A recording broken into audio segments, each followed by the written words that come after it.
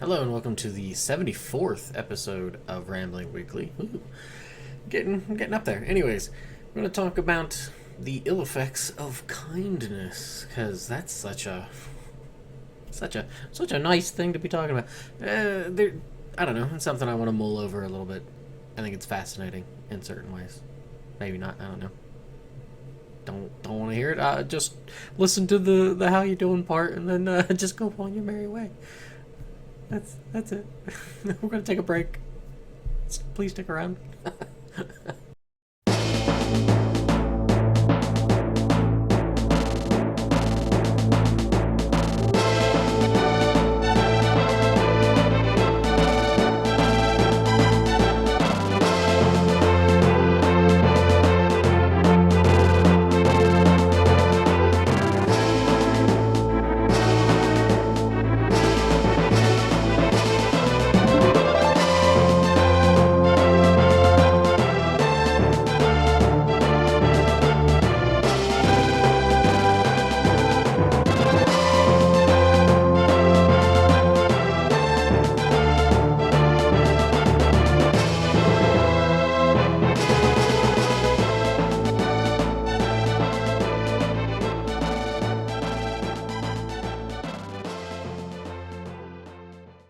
That first tune there is Field of Adventure from Kenji Ito and the Romancing Saga 3 soundtrack. I'm not going to get into details of it because I think people should actually play that game. That's, of the 3 Romancing Saga games that were originally on the Super Famicom, 3 is probably the most palpable one in that the other 2 are really hard and they're really mean, and yeah, if you don't have... if you are not familiar with them, they will gladly introduce themselves and then kick your teeth in. Three is a little bit less so. So, yeah, Field Adventure. I will say this, it kind of makes me think of Kikuta's work with the Seiken series. A little bit. I don't know. There's something about it. It might be the instrumentation used. So, yeah. That's it's going to be from Romance and Saga 3 today for the breaks. Anyways, how's it going? Going well, I hope. It's been really, really hot. Very, very muggy hot, which I know some people who I've met as I've walked this green, blue, brown ball of Earth called Earth, that get really, really uppity and just kind of when you say, hey, oh, you know, like people who've lived in Arizona and they come up here and they talk about the heat. I remember, like, I don't know if they were my brother's friends or something, or like a friend of a friend. They were talking, and then they mentioned something about, yeah, it's hot, and I was like, well, at least it's, you know, you're not dealing with the dry heat of Arizona. I've lived in Arizona for a bit. Don't remember really much about it, but I do know the difference between a dry heat, even if it is 100 and a bajillion, versus the 20 degrees cooler humid heat, and that there's just there's a difference. And this person was like, oh my goodness, no, imagine touching a fork in that's been out in the sun. It's like, well, then don't touch the fork or spoon or whatever it was. But I don't know where I'm going with this, other than I don't know. They were tired of hearing, at least it's not at least it's a dry heat. But you know what? This is not a dry heat. This is just muggy, and it is pretty gross. Like, it's not fun. It's not the worst, especially when it does those things where it's like muggy and then pop-up shower and then it's really cool afterwards. That's always really nice. That's very refreshing, and that happened today. Can't complain about that. What's been going on? I've been dabbling a little bit in XCOM, Enemy Within, and boy, do I loathe missing 70% chance a lot. And there's a lot of moving parts because I'm not as familiar with the series. It kicks my butt, so until I get a little bit more familiar with it, it's like, oh, okay. I don't know if I should just jump to 2 and just play through 2 instead, as I do have that.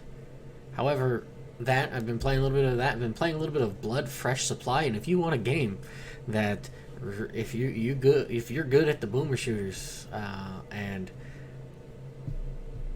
you've never played Blood, serve up a game of that, and you might be quickly learned that you're not very good at games. That's certainly how I feel. It's like, holy crap. Part of it's also playing a first-person shooter, being more keyboard and mouse, as I am a filthy console peasant for a long time, and I got used to playing with controllers and such. So it's taken a moment to acclimate to that, but it's really tough. It is kind of difficult, but I'm enjoying it. So I've been playing a little bit of that. XCOM and Blood, Fresh Supply. What else have I really been playing much? I've been dabbling a little bit in Dragon Quest VIII. I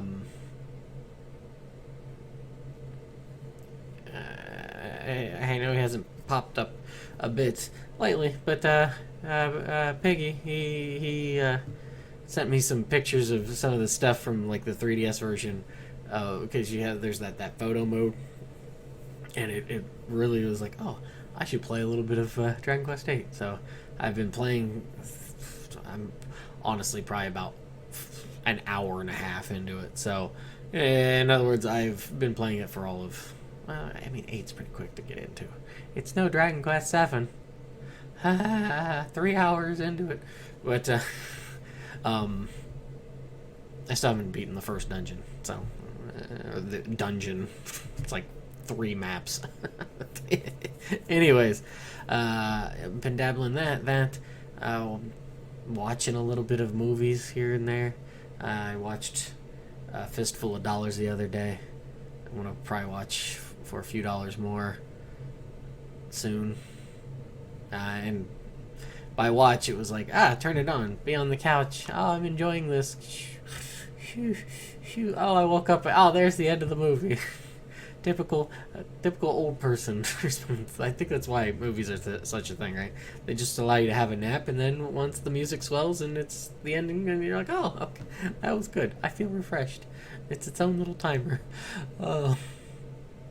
Alright. Yeah, so that I've haven't watched it. I think I might have mentioned it. I've been watching the Castlevania series. I still haven't watched beyond episode 5 or 4. I'm on episode 5, season 2. I haven't watched more than that. Enjoying it. It's one of those things I want to just do piecemeal and not just, I'm going to watch the whole thing all at once. I don't know. The things you restrict yourself on. Been editing. That's been going along. So that's been nice. Anything else?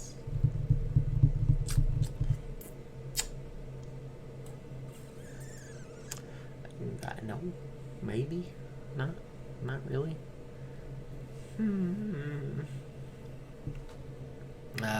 Yeah.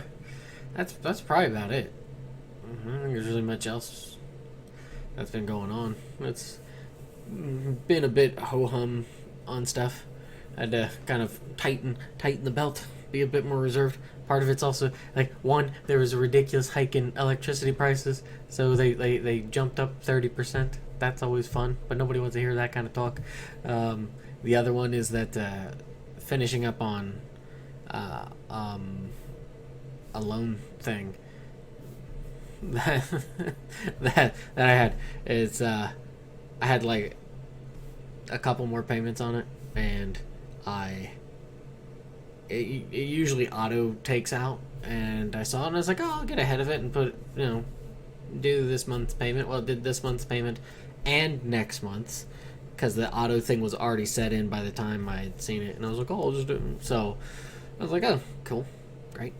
I mean, it's kind of nice, because if I want to, I can just get rid of it and be done with it next month, or just wait until September. So, exciting, I know, right? That's really about it. think there was really much else. I've been, coasting in that. It was for work. Like it's been one of these. We're one of these roller coasters. Today, pretty swell, not too bad. Yesterday, absolute garbage. It wasn't even like it was bad per se, but every dumb little thing that could happen. I'm lucky I didn't like tear my pants because I stepped in something very slick that like.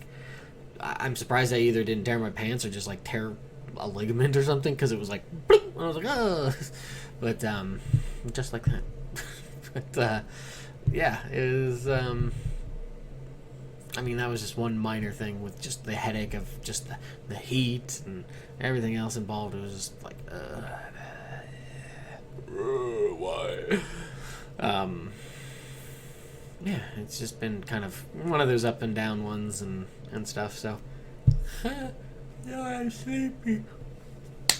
Yeah, okay, but yeah, I guess that's probably time to take a little bit of a break and be refreshed, get into the topic, and go from there. So stick around.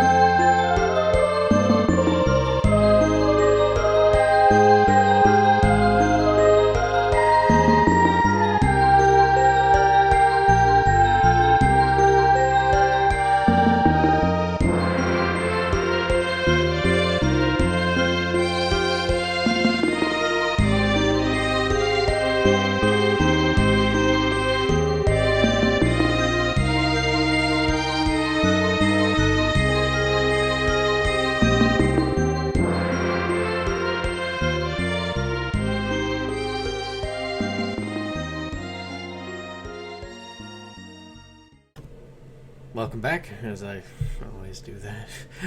That tune is Undersea Palace. Now, the instrumentation for this one reminds me of Rudra no Hiho. So if you like the sound of that, highly implore you to listen to the soundtrack for Rudra no Hiho. Don't know why I said it like that. But yeah, really fantastic, done by Society Ryuji, or Ryuji Sasai.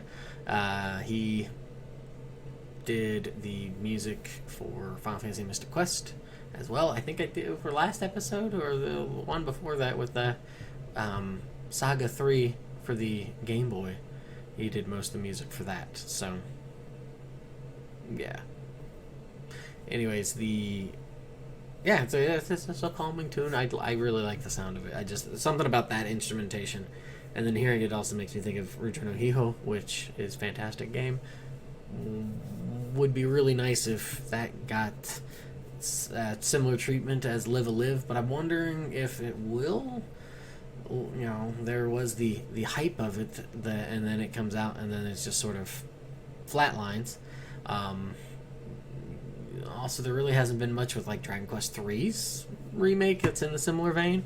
Look at Octopath Traveler 2, all kind of similar look, and there people are like, yeah, and then it comes out, and it's like,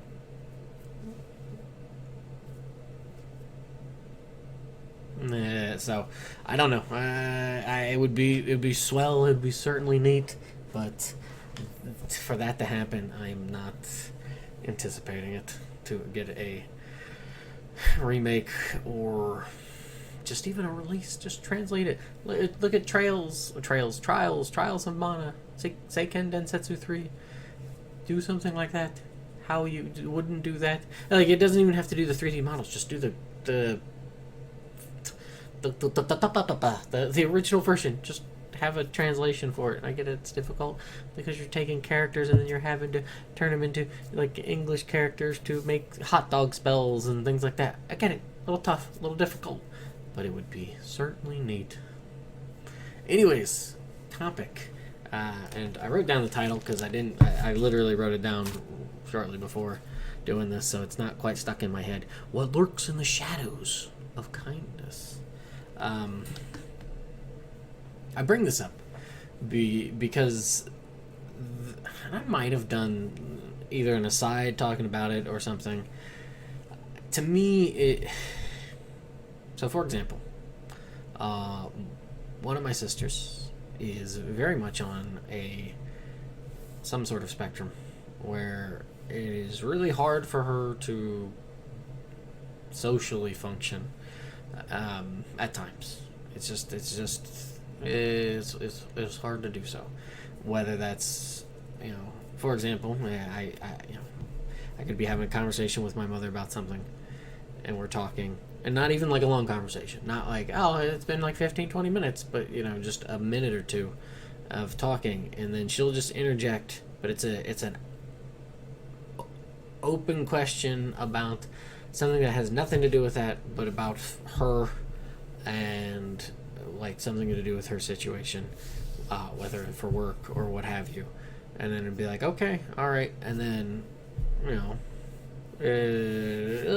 like, what? And then after responding to that, and then kind of going through the emotions of that, trying to bounce back into this other conversation, and then a couple moments later, oh, it's another thing of just like, almost like verbalizing your thoughts of like, oh, maybe I'll do this, maybe I'll have chicken, or maybe I should do this, and that's that sort of thing. Which for some people it's a bit of an odd social cue. Not to say we don't have that. There's plenty of it out there, but where I'm getting at with this is that when she was younger in elementary school, I feel like I've mentioned this to some degree, but she was treated very well, which is kind of funny because I had a complete opposite childhood elementary school experience of being a complete nightmare, of being treated like a complete just oddity, and be like, no, keep the one-eared one away. But they were very kind to her and very supportive, and I feel like I'm having deja vu. Like, I've talked about this before, so I apologize, but I'm going to talk about it again because it's been on my head, not in my head, but on my head.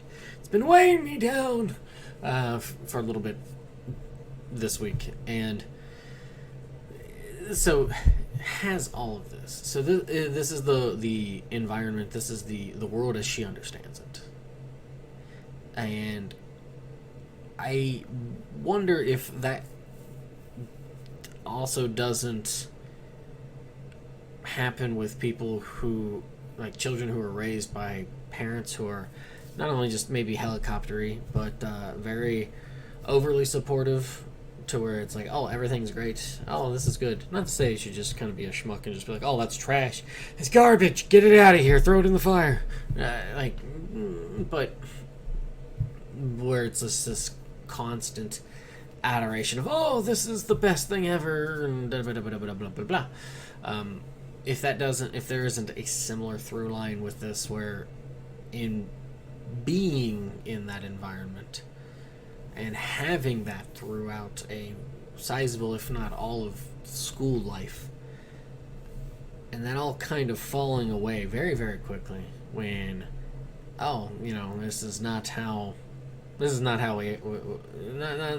not that we don't care or anything, but the diaspora of things, people go this way, people go this way, people go which way, and it just shatters that expectancy of what the world is, to where even I get asked a lot by her about like what's, like, how are you feeling about me? How is this? And on that sort of thing, as if I am like, if like that she is always a top priority in like what's like going on. If that makes any sense. It's like, oh, what's the sister got doing? Like, is she all right? Like, is she all right? I mean, that's always something you care about for your family and stuff. But more of like, oh, what's she doing that's either good or bad, or I mean, I hope I'm coming across on that, but probably not. Uh, um, but it shatters that. I remember a friend from high school. We ended up going to the same college, and the first year we were there, we didn't room together, but the second year we did. And in high school, he was a bit of a class clown, not like always trying to do something to be funny. And I don't know if it was a way to try to divorce himself from, because his family was fairly well known in the community that we lived in and went to school and stuff. I don't know if it was a way to try to separate and just kind of establish himself as something and be like, oh well, I'm that's that name, but I'm not that name, I am me, kind of thing. But then once we got to college, that focus is completely gone, it dissipated. There are other people who are doing just as much, or if not more, ludicrous things. I mean, look at YouTube, especially back in the day, or even now with TikTok and stuff like that. How people will always push the boundaries, and then it gets into silly season, and then it's like, well, kind of like a heart attack. Once you've had the heart attack, once we have crossed into silly season, there's less of a threshold to be able to tolerate. It is not nearly as silly.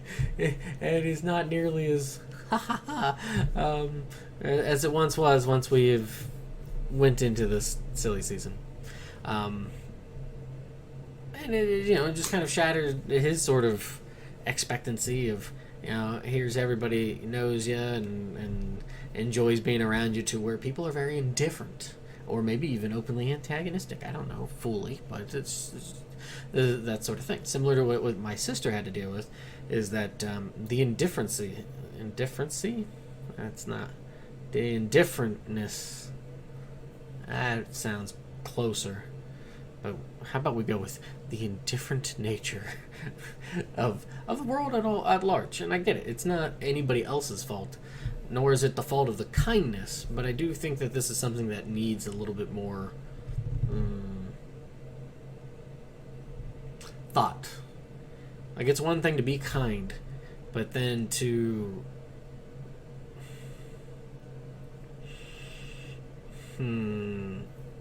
if you do that kindness, but then you don't continue that kindness, not necessarily as that person, but in general, did everybody who was in my sister's life, when they branched out to wherever they did they continue that sort of that habitual approach as they did with somebody like my sister?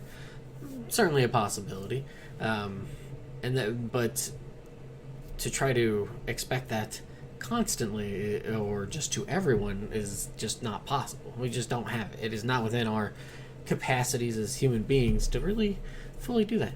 Some people, it's certainly a possibility. However, I feel like those are very few and far between, because I think you hit a point where it's simply not feasible. Whether that's due to I don't remember what it's called, but the limitations of having close friends versus acquaintances. You can only have so many close friends. Everybody can't be a close friend, and it's not because those other people are jerks. Who knows? Perhaps you're the jerk, and everybody else around you is jerk. The close friends are jerks. Everybody else is really nice, but you're not. You don't quite hit the level of Caribbean jerk that I need you to be. No, just not there. So you're kind of out on the fringes, but where was I even going with that? I have no idea. Oops. But I guess, yeah, there's only so much capacity to do things. There's only so much juice in the brain to be able to have certain thoughts, and then once you've expended,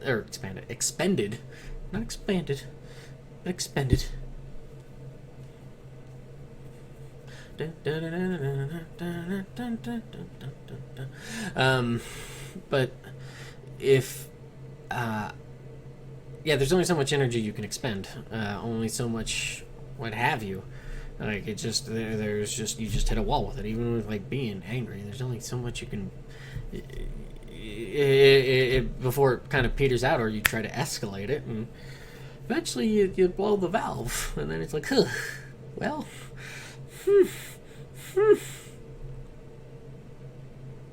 but yeah, so I I always have a bit of a lack of a different way to phrase it. I always feel bad, because I think that in a way, certainly, it would be nice if everybody could be on the same page to expend, to exhibit, to have that sort of kindness and reciprocity of somebody else doing that for them throughout. However, that's just not how social engagement works. That's just not how people are. So it is, yeah. Like I think it's one thing to have that with like your close friends and family and stuff like that. It's one thing. However, social environments that are at the behest of everyone, not, I mean, like once you get out of that it's not no longer in your control kind of thing. However, I think some people with enough neuroticism will try to like control it and bring it to whatever heel they want it to. I think it makes it really, really tough. For one, it builds a false sense of what's presented in the world. Not to say that was the only thing that she got, but I mean, I think as well of just if that is a majority of what you see in the world, it becomes really, really tough to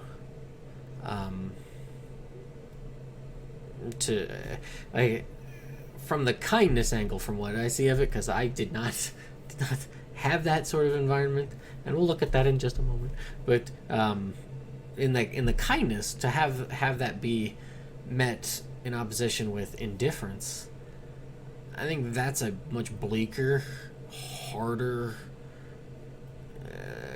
punch to take. Like it just seems like a gut punch that, at least when I was a kid, I feel like I can kind of understand, because I would have very, in a sense, the lovingness of at home, yet being met with the indifference and antagonism just at school and stuff. I think it's a similar stepping stone. But I guess it's a bit different because this is, I didn't get the kindness and warmth of strangers. I was pretty much the warmth I got was the quick backhand coming to be like, no, you're a freak kind of thing. But that, I don't know, you can become very jaded very quickly and be skew into being very misanthropic, or either you start to wear masks to tolerate all the nonsense that's around, or you just build up very, very high or sturdy walls to kind of keep yourself from having to deal with it, either having to deal with it or getting damaged from those sorts of interactions.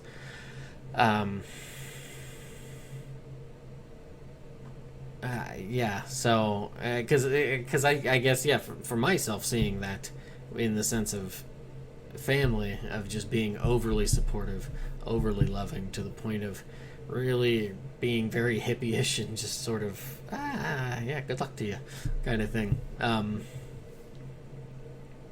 It's, yeah, it does not prepare you very well for people who are not on the same page, and nor should everybody be on the same page.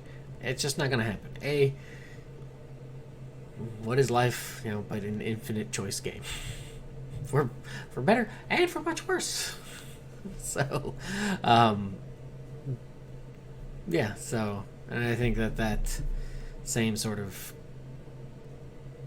trouble is something that, my sister has to deal with, and just other people who are kind. I don't think they understand that's what that does. And that's not to say don't create like kind, loving environments.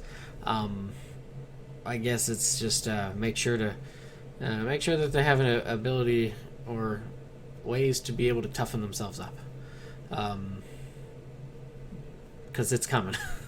It's coming one way or the other, and I don't know, to get that liver shot and just be like, ugh, and not being able to tank the hit, or at least maybe you tank it, but then you're wobbling, and then you just sort of either collapse and be like, okay, this game isn't fun, or what have you.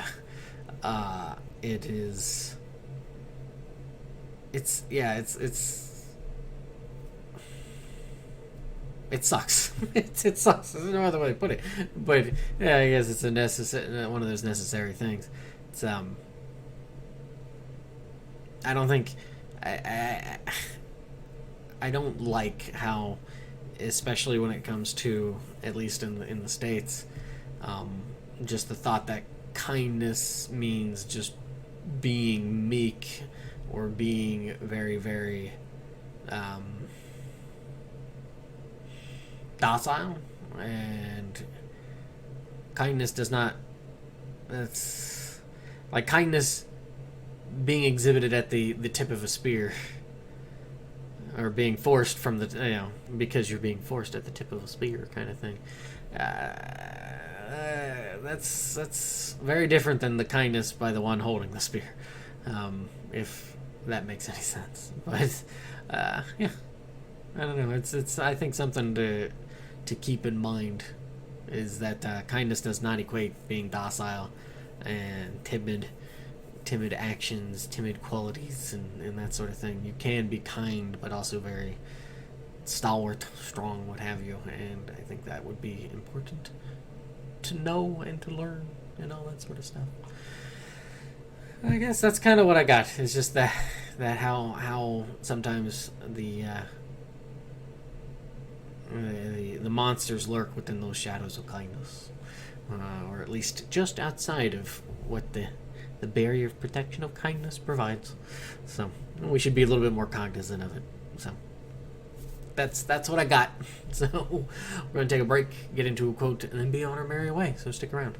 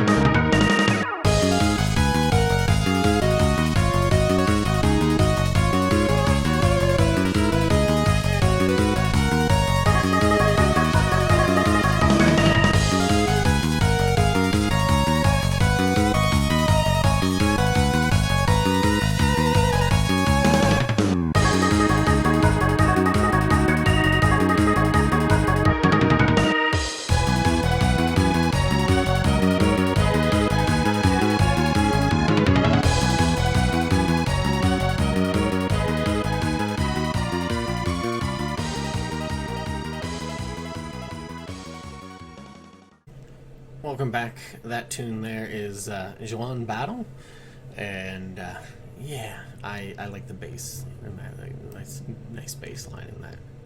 It's good. It's good. Very, very, very tasty stuff.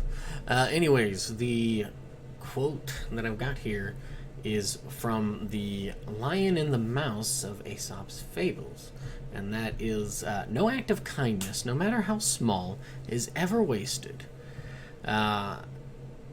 Now, the lesson out of it, the fable, is that the lion frees the mouse, is like, I won't eat you, I'll spare you, and the lion ends up, I think, getting like a thorn in its paw or something, and the mouse helps it. Or no, it gets captured. It gets captured, and then the mouse chews through the lines to free it. And it's the trying to be like, hey, even though we are of different stratifications, the lion and the mouse, no, to be kind to different levels of like stratification in society, sort of thing, has its benefits and can come back and reward you in ways that you not really expect, kind of thing. That all said, I bring that up in the no act of kindness, no matter how small, is ever wasted. In this story, there is the it is reciprocated, but it's kind of rewarded in that way. And I am very much, and I know I've said this before, very much against the idea of the karmic response to things. And I think that has fostered a very unhealthy mentality in people, to be like, oh, well, I do this kindness, so there should be kindness done unto me, and when it is not done, that expectation has now soured me. It has soured my thoughts. I am now a despot over despair. I don't know. I wanted to use something other than dour, and D words are the only ones, and that's what came out. But that the expectation of that sort of reciprocating sort of thing is that's we're, as much as I get the idea, and it's not like it's a bad one, the whole let's be completely stonewalled stoic, don't let any sort of outside influence the inside, and it doesn't matter if it's bad or good, just keep an even keel. In a certain way, I feel like that kind of kills the joy of living to some degree, to do that. But I think an important lesson from that, if you were to take it less of a literal, more of a not necessarily metaphorical, but being a little bit more like, yeah, no, I'm just not gonna let if you're less semantically and more just kind of let's try to lawyer this thing as best as we can.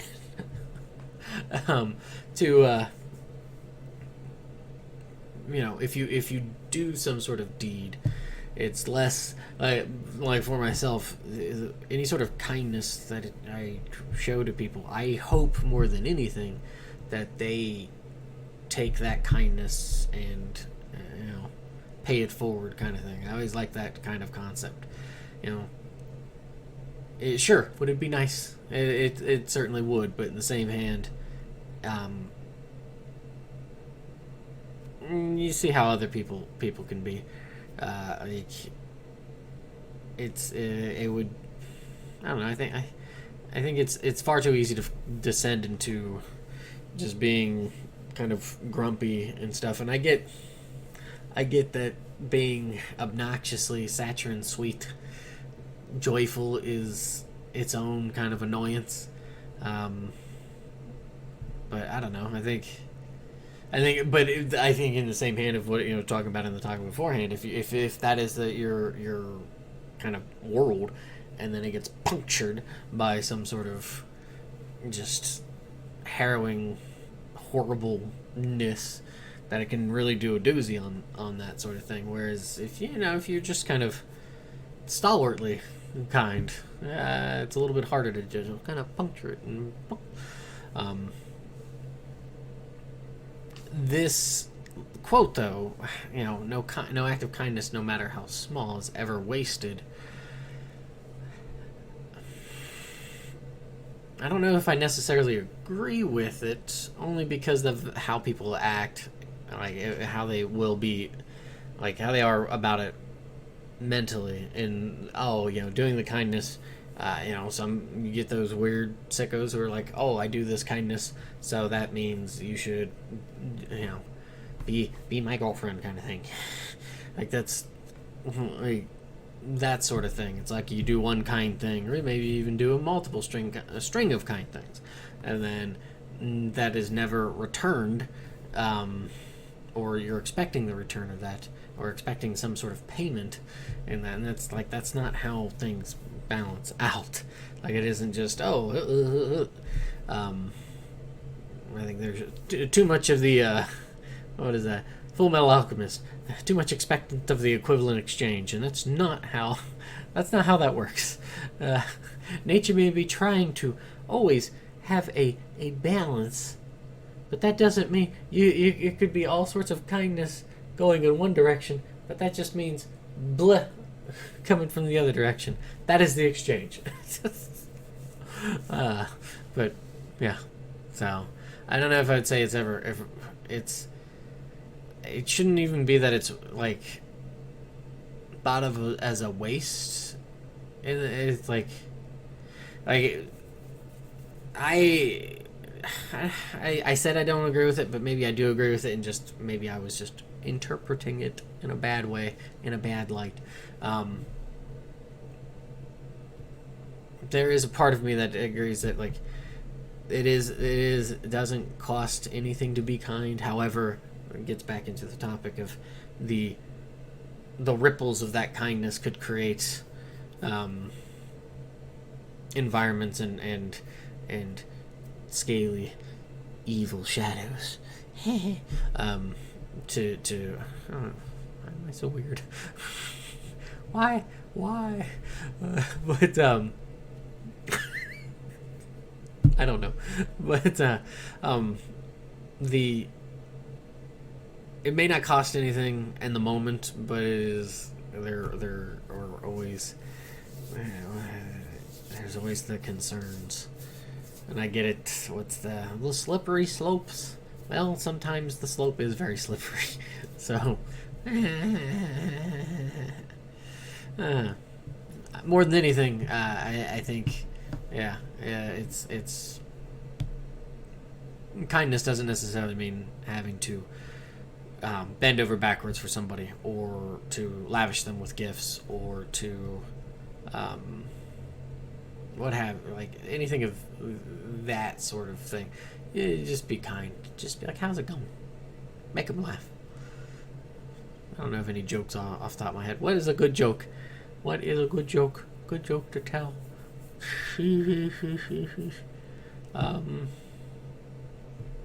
What do you call a zombie who writes music? A decomposer. Ha! Okay, that's it. That's all I got. We're done. Anyway, the outro is the mystical tank battle, which kind of gives away a little bit of the plot. However, I love that opening. I love the revving, the tune. Oh, it's just fantastic. The whole thing behind it is great. Love it. Fantastic. Magnifique. Yeah, so do enjoy that, and I hope you enjoyed this episode. All that sort of fun jazz. So thanks for listening, watching. Enjoy your day, weekday, weekend, weeknight, and everything else in between. And I'll catch you next week. So don't stick around, because you'll be here for a whole week, and that just wouldn't be fun. Anyways, take it easy, and yeah, see ya. Bye.